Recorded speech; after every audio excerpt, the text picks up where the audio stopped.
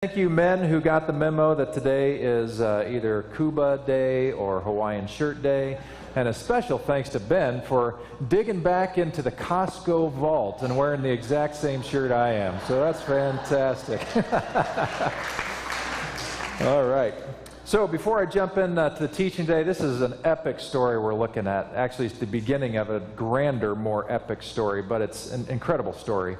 And to help get us our brains in the game a little bit, I want you to do something with just the few people that are around. You don't want to take you a long time. This is not a deep question at all. All I want you to do is talk to each other about birth order. So where were you in the lineup of children in your family? Were you the oldest, the middle, the youngest, only child, whatever? And as you talk about that, can you identify at least one way that had some kind of impact on the way you were living your life or raised? Okay? You got it? Okay, do that for just a couple seconds.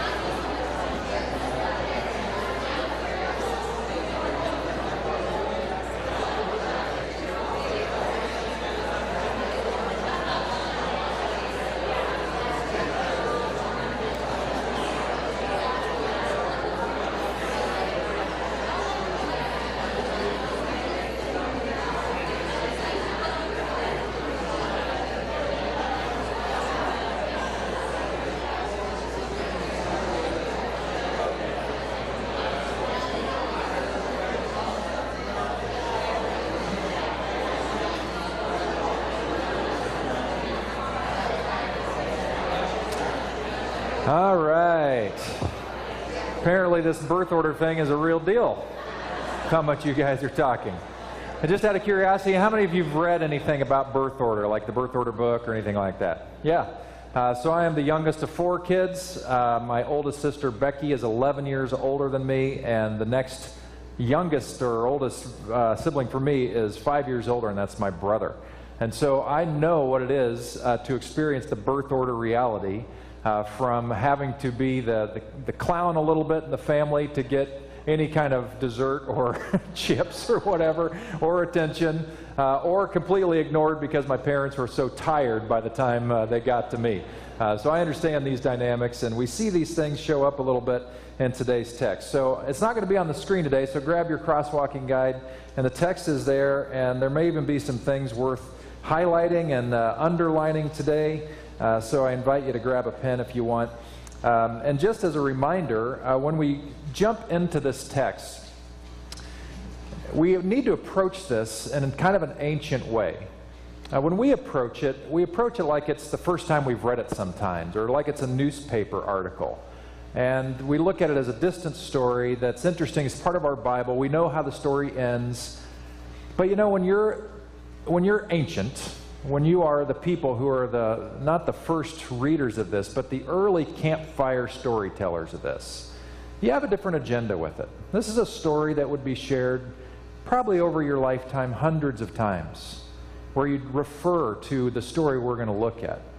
And every time you're referring to it and thinking about it, you're not just thinking about the characters we're going to see today, Jacob and Esau, but you're thinking about who they really represent. Because it's not just about 2 guys in a distant past. It's not just somehow your bloodline heritage way back there, but this is your whole people. This is a story about a whole nation of people. This is an identity story. That's why it's so epic. So when we read this, try to think with a bigger mind about what might be going through your head as you're hearing this word and sharing this stuff, knowing that this is saying something about us as a people entirely, and about God, of course, and we'll get there. So let's just jump right in. So this is the family tree of Isaac, son of Abraham. Abraham had Isaac. Isaac was 40 years old when he married Rebekah, daughter of Bethuel, the Aramean of Paddan Aram. That sounds like it should be in Star Wars. Was that a planet in Star Wars? It may have been. She was the sister of Laban, the Aramean. And you heard all that story last week under Sam's tutelage. Well done, Sam. Isaac prayed hard to God for his wife because she was barren. Now, immediately you should be thinking, ding, ding, ding, ding, bells should be going off in your head, because this is not the first major character in the book of Genesis where somebody prayed because they weren't having kids. So there are fertility issues going on here, just like there were for Abraham and Sarah.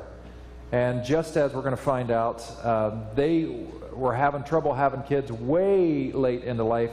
The same is true for Isaac. They've been married for some time, probably a long time, and no kids. So God answered his prayer, and Rebekah became pregnant. But the children tumbled and kicked inside her so much that she said, "If this is the way it's going to be, why go on living?" You mean any moms out there can relate to this? Yeah. She went to God to find out what was going on, and God told her. Now, I need to put on the brakes just for a second and notice two really cool things. First of all, she went to God, and some of us may think, well, so what? Of course, we do that all the time. Yeah, but you and I live in 2017, where there is increasing equality between men and women. And at Crosswalk, we hope full equality, where we think we have full access to God regardless of your gender. Well, go back 3,000 years and how they saw the world back then. In their story, a woman has the audacity to pray to God, and this God that she prays to answers back. That may be the more significant piece. That in a world that treats women like excess baggage, property, whatever, God decides to answer her prayer and speaks to her directly. Well, two nations are in your womb, Rebekah. Two peoples butting heads while still in your body. One people will overpower the other, and the older will serve the younger. Well, that makes it all better, doesn't it? Thanks, God, but could I get some ibuprofen at least or something? Well, anyway. So when her time came to give birth, sure enough, there were twins in her womb. The first came out reddish, as if snugly wrapped in a hairy blanket. So they named him Esau, which means hairy. And there's no kidding, man. I mean, I know this is the Message version, but if you go to any other version, they're going to say Esau means hirsute. If you want to go with hirsute, you're welcome to do that. But his name was Hairy, so let's go with that. His brother followed, his fist clutched tight to Esau's heel. They named him Jacob. I mean, what's better, to be called Hairy or Heel, right?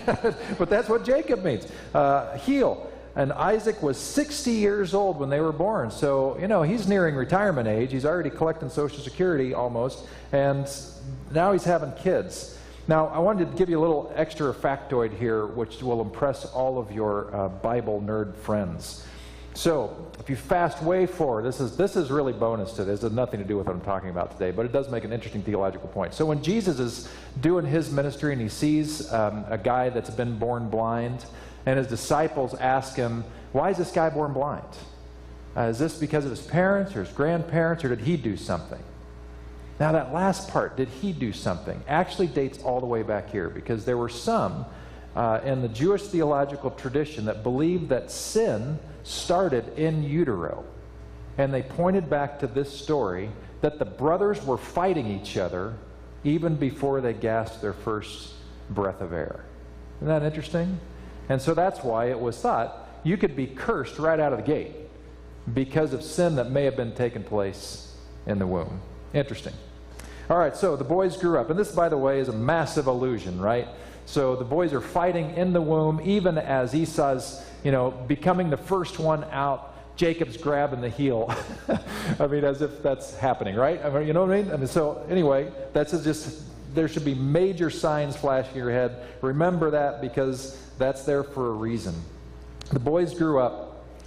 Esau became an expert hunter and outdoorsman, and Jacob was a quiet man, preferring life indoors among the tents.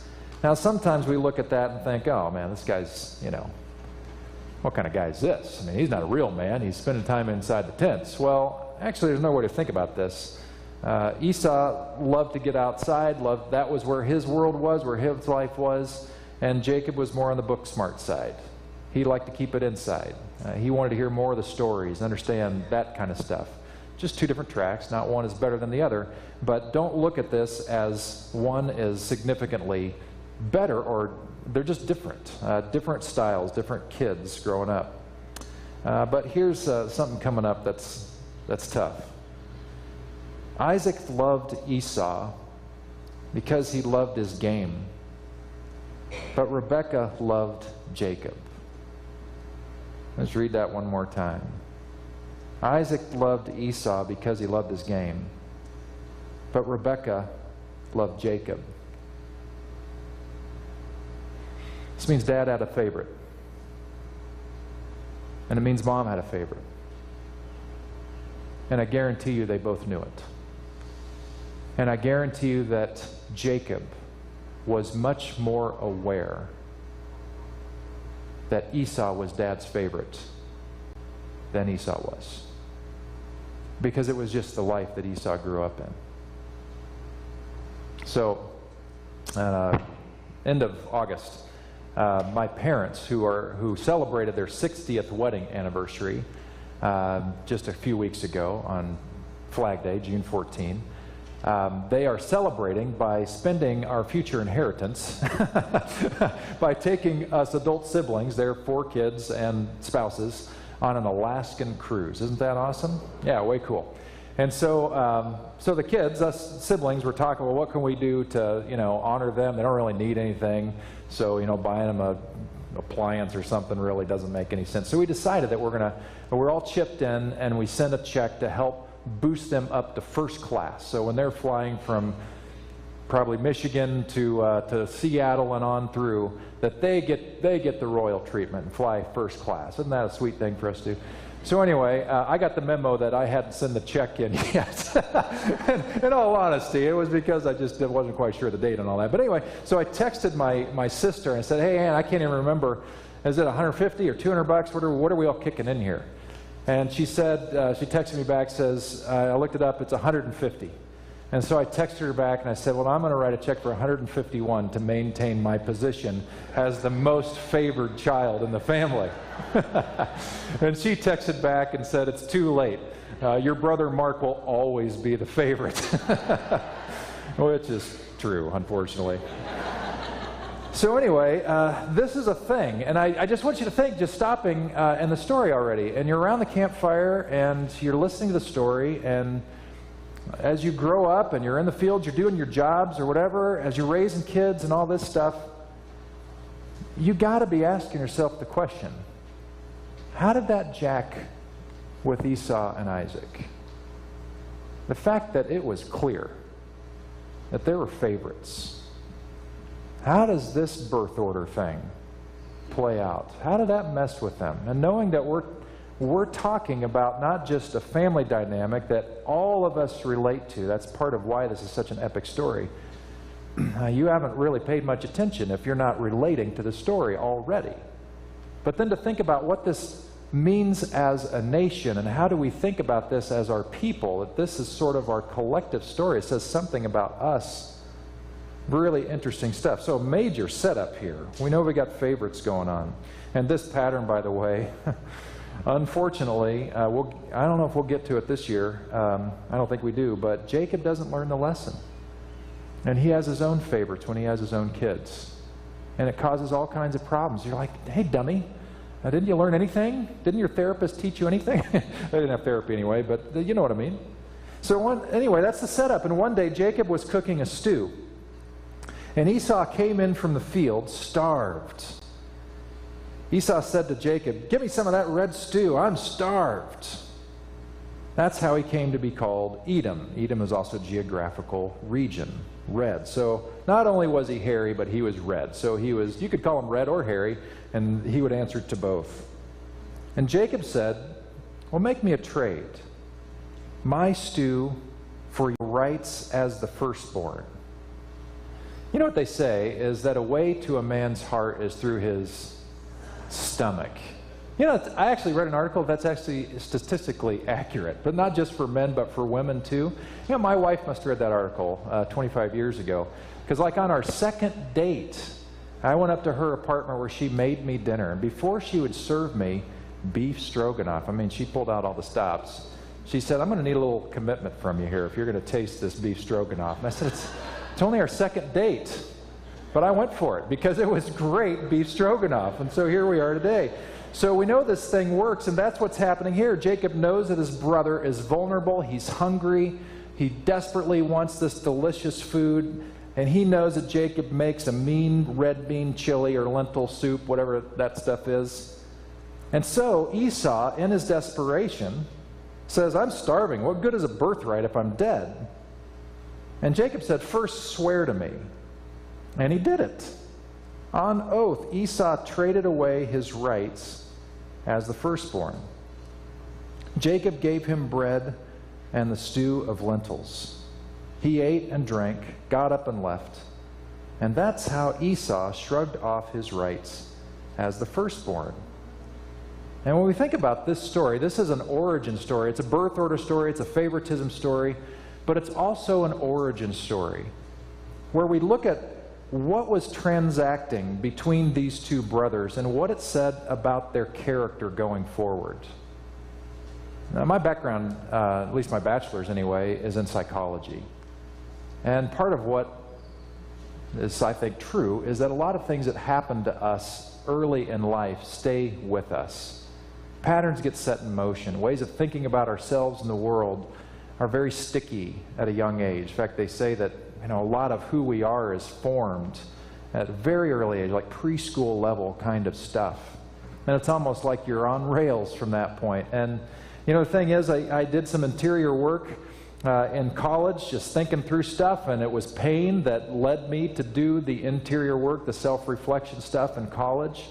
And honestly, I thought, hey, I've discovered this thing, early stories in my life that kind of caught up, and I'm seeing myself different. And so then I said to myself, great, I'm over that now. I'm over that birth order stuff. I'm over those origin stories now. I can move on in full freedom. Well, guess what I discovered, at least for me? So those origin stories stay with us. They stay with us. And whether or not we know it, they continue to inform us. Not just in our late teens and early 20s, but in our late 20s and our 30s and our 40s and on. And they continue to inform you every decade of your life. It's just there. And sometimes that can be a really daunting thing because you think back to poor Jacob here and you're like, man, that poor guy. Really, Pete? Is that story impacting him the rest of his life? Yeah. You read Jacob's story as knowing that he's not on the top of the pecking order, that knows he has to fight for dad's attention, knows he has to probably connive, has to do something to get paid attention to. You see that play out. This guy became a master trickster. He knew how to swindle. This was not his first rodeo. How many bowls of soup did Jacob make to perfect his French laundry opener? You know what I'm saying? So that he knew when the time was right, Esau could not resist. And this is deep in him. And as the story proceeds after this, you're going to hear more about that next week. It is staying with him. And as he goes through adulthood, it stays with him. Even until he's a very old man, it still stays with him. And so we just need to kind of own that reality. That who we were created to be at our earliest stage, it doesn't fully form us. But I think It absolutely informs us. And if we're not paying attention to how those voices and those shaping forces are continually informing us going forward, we're not really our own. They're comfortable. They're patterns we grow used to. We build a life around an identity and all those things that happen to us for good and for bad. Everything kind of belongs. It's all there. But until we come to grips with the fact that even now we are still being informed by some of those earliest things, we are trapped by them. We are held back by them, sometimes propelled by them. There are wonderful things from my childhood that have made me who I am in a good way. And so that's a good thing, and I ride on a lot of that without even thinking about it. And so do you. But the question is, who do you really want to be? Who are you becoming? And what is God calling us to do? Who is God calling us to be? Because these are questions that ancient people would naturally lend themselves to, because they would look at Jacob and Esau, and they know that Jacob is one day going to become Isaac, or going to become Israel. His name's going to be changed to Israel. Now, the name Israel literally means to struggle with God. That's a key part of the story coming up in several weeks. So he's going from heel, the grasper of the heel. Oh, that's not great. To struggles with God. This is in the DNA of a people. And if we are sitting here as fellow Israelites, Jewish people, we would be asking ourselves the question, how is this still true of us today? How are we still like our ancestor Jacob? Are we just as tricky as we used to be? Who are we called to be anyway? And that's where we get some other new things coming in. Because we all have our stuff to work out. I have a friend of mine that once said that he and his wife try to parent so as to minimize how many therapy sessions his children will have to suffer through at a later date. And another friend of mine says, anytime that, I recognize a goof, that I've done to my kids or my parents did to me, he just says, well, write that one down for the therapist because it's going to come.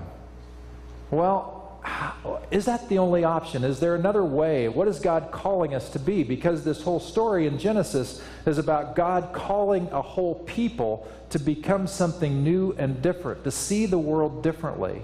We'll get more into cosmological stuff next week, which is really interesting in this story that we're going to check out next week. But how people thought about God themselves, the relation between those two things, the story that's being developed with these people is unique in history. And it's encouraging this entire people group to think differently than the origin story that everybody else is talking about. The contrast is this. For pretty much the rest of the world at that time, they had a very adversarial relationship with the gods. And it was not an even match. The idea is that we're human beings down here and nobody up there in the heavens gives a rip about us down here. We've got to do whatever we can to keep the gods happy off our backs, and maybe the crops will come in, etc., etc. But there's no love here. There's no relationship here. We're pawns, and we know it. And so we do our best to lay low and hope nothing happens to us that's too bad. But the Jewish story that's being developed here, that seems to come from a place that resonates, is God is calling out Abraham and Isaac and now Jacob and saying, I want to think about things different. Let's build a new story. Let's build a new identity that's not from that origin story, but a new way of living and being, where we recognize that I am really with you, and I'm wanting to develop you as people, individually, corporately, in the world, for a good thing, good news, to make it better, more whole, to heal it. Now, along the way, people have caught on to this idea. And you know what they found out? They found out that it works. They found out that it's a choice, that this invitation to join into this movement that God's doing, just like it was for Jacob, we're sure going to see that next week, but even here, we know what's going to happen, by the way. And the reason why the story is in there, at least in part, is because we know Jacob ends up being the guy. He's the guy who gets his name changed to Israel, but if anybody remembered the story that he was the second one born, they're going to wonder, well, how does that make sense? And so this is all a part of explaining how this thing came to be. So as we move forward, the choice is there for us to decide which story we want to build our lives from. The origin story, which is going to inform us, but doesn't have to be the loudest voice in the room, or this new identity, this new way of thinking. There's a writer in the Bible. He wrote Psalm 119, which is the longest psalm in the entire Bible. Some of you tried to read a psalm a day. I bet you don't read that one in a day. Because he takes every letter of the Hebrew alphabet and starts a new verse based on every letter. It's long. Now you know what it's all about? It's all about the way of God. This guy has found the way of God, and he can't stop talking about how wonderful it is. He calls it the law, but don't be confused. This isn't a legalistic thing. He's found the way, the measure. Listen just briefly to what he says. This is starting in verse 105, by the way. That's a long poem. But your words, I can see where I'm going. By your words, I can see where I'm going. They throw a beam of light on my dark path. I've committed myself, and I'll never turn back from living by your righteous order. Everything's falling apart on me, God. Put me together again with your word. Festoon me with your finest sayings, God. Teach me your holy rules. My life is as close as my own hands, but I don't forget what you have revealed. The wicked do their best to throw me off track, but I don't swerve an inch from your course. I inherited your book on living. It's mine forever. What a gift, and how happy it makes me. I concentrate on doing exactly what you say. I always have, and I always will. Centuries and centuries later, a guy named Paul, writing a church that was a mess in the city of Rome, said this: with the arrival of Jesus the Messiah, this fateful dilemma is resolved. Those who enter into Christ's being here for us no longer have to live under a continuous, low-lying black cloud. That's the old origin story. A new power is in operation. The Spirit of life in Christ, like a strong wind, has magnificently cleared the air, freeing you from a fated lifetime of brutal tyranny at the hands of sin and death, or the old story. He goes on talking about the new story. Those who think they can do it on their own end up obsessed with measuring their own moral muscle, but never get around to exercising it in real life.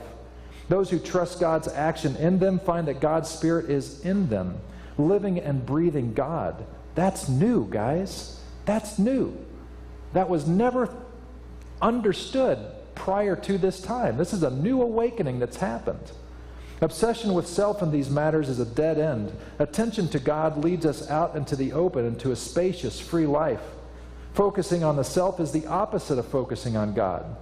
Anyone completely absorbed in self ignores God, ends up thinking more about self than God. That person ignores who God is and what he is doing, and God isn't pleased at being ignored. And then this last piece, I know I'm reading a lot, but I hope you can hear in Paul's tone that he's found something that's worked. He's found a new way of being.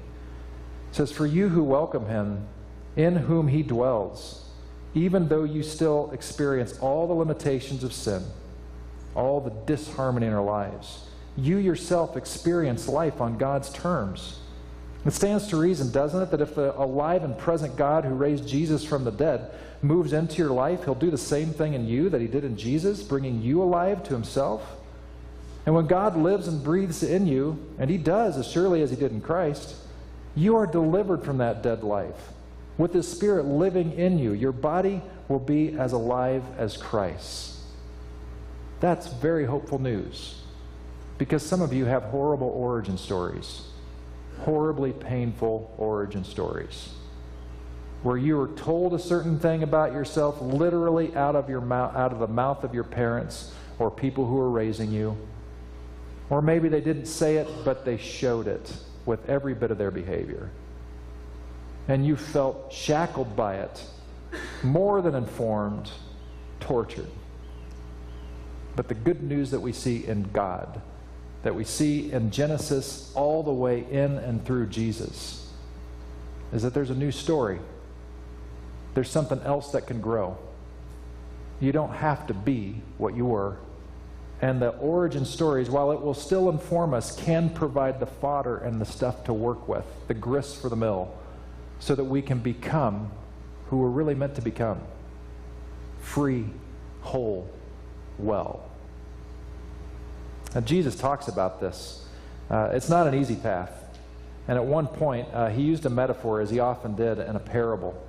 And I'm just going to read you the parable itself, and you'll kind of figure it out. But he's talking about, when the seed of this idea is thrown out, what happens to it? And so he says, what do you make of this? A farmer planted seed. And as he scattered the seed, some of it fell on the road, and birds ate it. Some fell on the gravel. It sprouted quickly, but didn't put down roots. So when the sun came up, it withered just as quickly. The band's going to have a fun time with this, aren't they? Some fell in the weeds. As it came up, it was strangled by the weeds. And some fell on good earth and produced a harvest beyond his wildest dreams. Now, there's some words of hope and instruction here. Some of you, the seed was planted at an early age, but it didn't have a chance.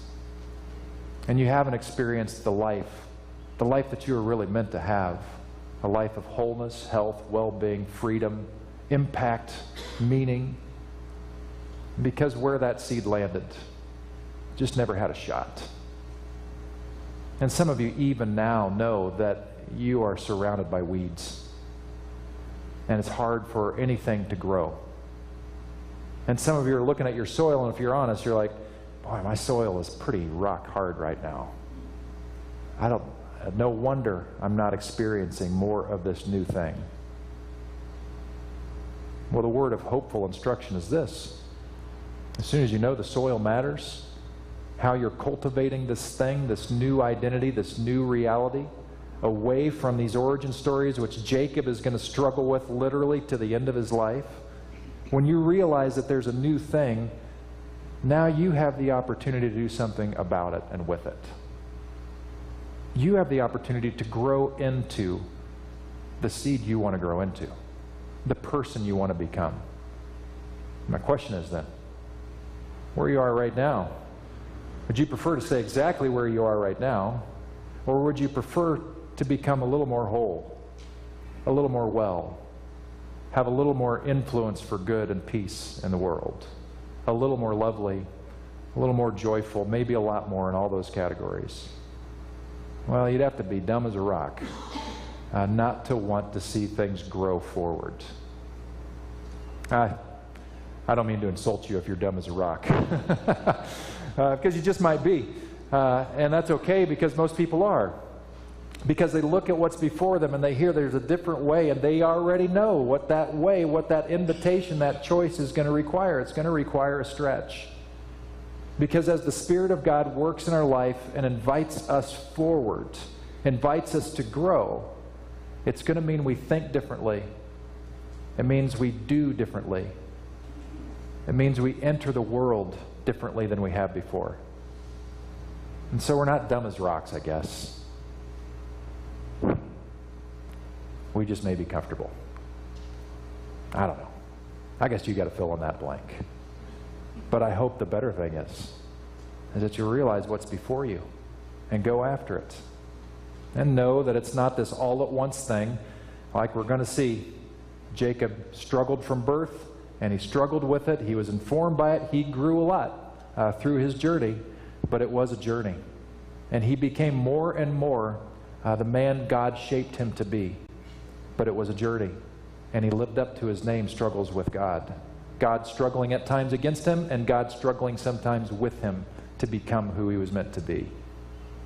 To help you with this, hoping that you want help, I have an exercise that I think will be helpful.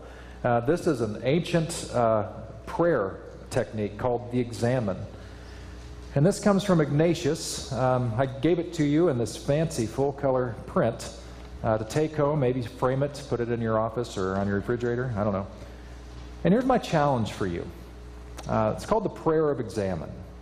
And it takes us through a process that helps us ask the question and answer, how are we doing in this process of becoming? Where are we on a daily basis? how do we check in with that? And so it's not complicated. You start off and you give yourself a little bit of space. They suggest 15 to 20 minutes per day. And my challenge to you is to do this every day. Try it on for a week and see what happens. So you just begin by asking God for light. This is sort of a stepping into the presence and saying, I want to be in touch with God now. And you begin then by giving thanks, realizing that your life is a gift. And then you spend some time reviewing the day, just seeing what's happened, open to the Spirit of God to help you see things that you might not otherwise see. And then spend some time, this is a painful one, but facing your shortcomings. Just being honest with yourself. So if you flip that person off on the way out of Trader Joe's, well, write that down. I kind of missed the mark on that one. Or if you hugged your kid a little extra long, or if you were graceful towards somebody else, then you write that down too. It's a review process. You see the point of doing this? When you do something like this, not with a tone of judgment like God is going to get you, if you don't pay attention kind of a thing, but in the sense of a Jacob and Esau, I know my origin story is going to inform me. I want to move forward in my life. And unless I'm paying attention to the soil, this is a soil cultivation technique, is what I'm saying. Unless you're doing this kind of thing, there's a great chance that the soil you're trying to build this thing out of, that the seed is trying to grow from, is gravel. Or it's rock hard. Or it's weedy. This helps you have good soil. And so we're literally going to do this for like 2 minutes. That's all. Not asking a lot. But I seriously want you to take a moment of quiet and just walk through this. And so your scope of reference is starting at 10 o'clock today. How have you done? No, that's way too short. I want you to think about yesterday. Think about yesterday. And I will guide you through this. And by the way, on my blog today, I give you this in video form. So there's actually a whole bunch of people that put this to like a YouTube thing with cool spa music and quiet images and stuff. So if that's your thing, you're in luck. So you can do that. But I'm just going to guide you through this. And I just want you to think about yesterday. How was your Saturday? We're just going to review yesterday and what happened in your life, okay? So let's do this. Grab it so you know where we're going. And the first thing we're going to do is ask God for light. So let's pray for that.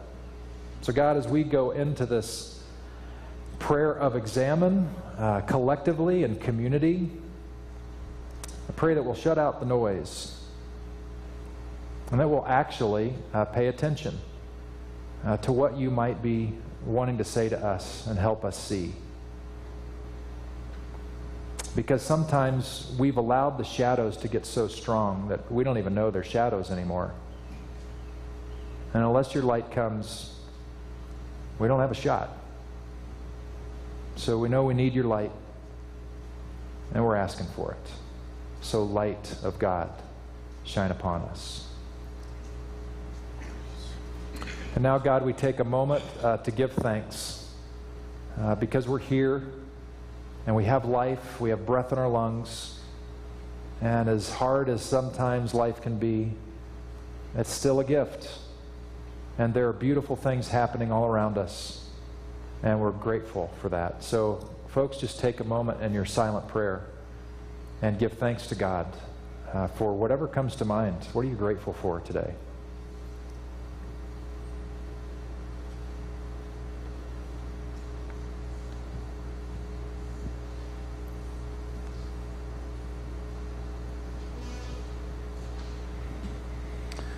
And now, God, we want to think about the last day, yesterday. And first, we just take a moment in silence, and we remember, what did we do yesterday? Just to remember the day. And then we want to take a moment, God, just to reflect on where we might not have been in harmony, where we may have taken a step outside of the way of shalom, of peace, of well-being, health. Help us see where we got off the path. Be with us and shine us that we would see it.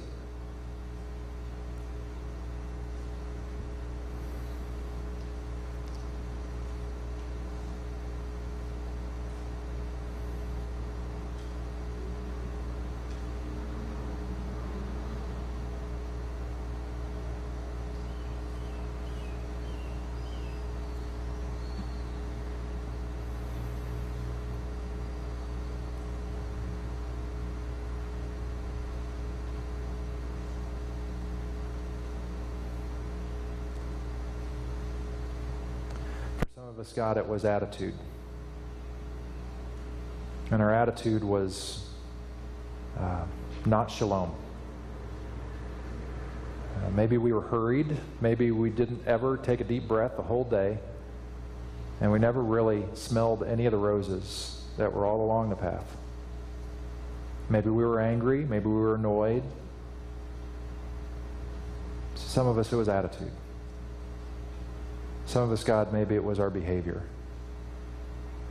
Maybe we acted in ways that we know is really not your way.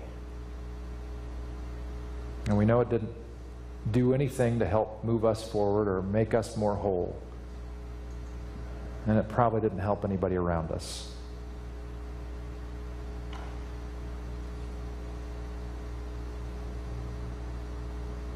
Maybe the day was a waste. Maybe we just never opened our eyes. I don't know. You know, God. And you help us see. And finally, God, we have the rest of the day. And we've been here learning about our origin story and reminded that our origin informs us in one way or another our whole life, for good things and bad things. But there's also another story that you're inviting us toward, a story that is marked by your Spirit, by your path, by your life, that is beautiful and good, and has the power to transform even the ugliest origin story into something beautiful. Not erasing the past, but redeeming it, transforming it, and even integrating it into beauty and health. So we look to you. Give us a sensitivity to your Spirit, that we would hear your whisper when we need to listen, that we would see with fresh eyes when things are before us that call us forward into your grace. And we will thank you because you are faithful and you are good and your way really does lead to life. We ask this in the name of Jesus. Amen. And a final thing before we sing our last song. This song that we're going to sing is called From the Inside Out. It's a great song. But I want us to, we're going way Catholic today. We had Ignatius and now we have a little St. Francis. But I would just like us to read this prayer of peace, because I think this represents so much of what the way of Christ looks like. And I think if we read it, it just might stick in our head a little bit, and it might actually make us live into it. And let's stand as we offer this collective prayer to God. And then during the last song, we'll invite our ushers to come and help us collect our offering and prayer concerns and anything else that you have for us. Let's read this thing together. Lord, make me an instrument of your peace. Where there is hatred, let me bring love. Where there is offense, let me bring pardon. Where there is discord, let me bring union. Where there is error, let me bring truth. Where there is doubt, let me bring faith. Where there is despair, let me bring hope. Where there is darkness, let me bring your light. Where there is sadness, let me bring joy. O Master, let me not seek as much to be consoled as to console, to be understood as to understand, to be loved as to love. For it is in giving that one receives. It is in self-forgetting that one finds. It is in pardoning that one is pardoned. It is in dying that one is raised to eternal life.